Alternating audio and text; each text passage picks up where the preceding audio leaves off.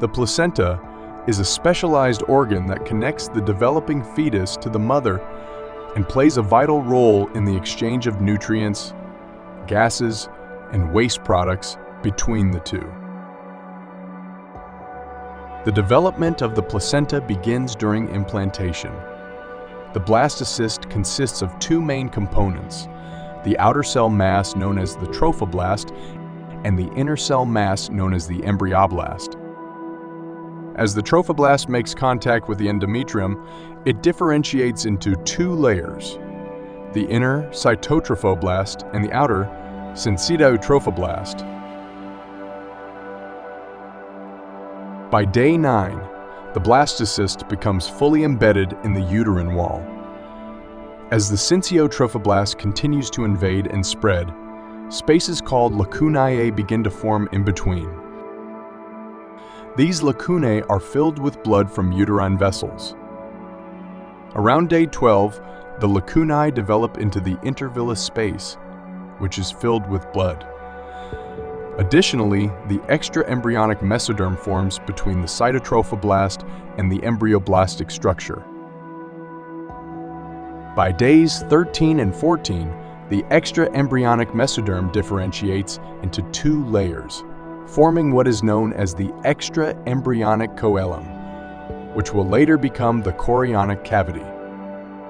Now let's take a look at the process of placental villi formation.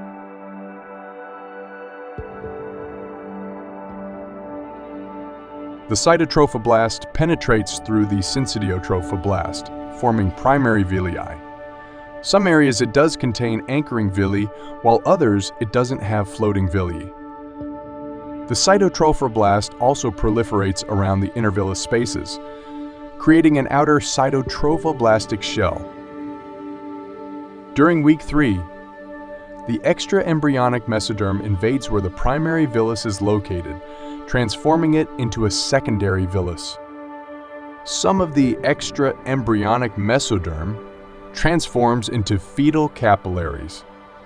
By the end of week 3 and week 4, the tertiary villi are formed. This figure shows the structures of primary villi, secondary villi, and tertiary villi in sequence. Around weeks 4 to 8, the villi become more branched, increasing the surface area for diffusion. Around the 4th or 5th month of gestation, the villi continue to penetrate the decidua bacillus, forming placental septa. These septa separate some of the tertiary villi, creating 15-20 lobes called cotyledons, each with 2-3 tertiary villi. As a result, the placenta exhibits fissures when observed. The decidua bacillus contains maternal arteries and veins, which supply the intervillous space with oxygenated blood.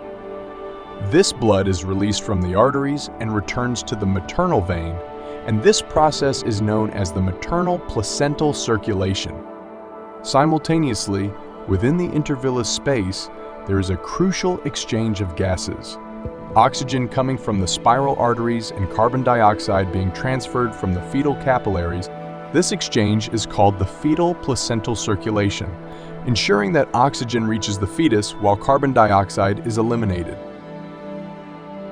The placental circulation is distinctive, as they share two different circulatory systems, both the mother and the fetus.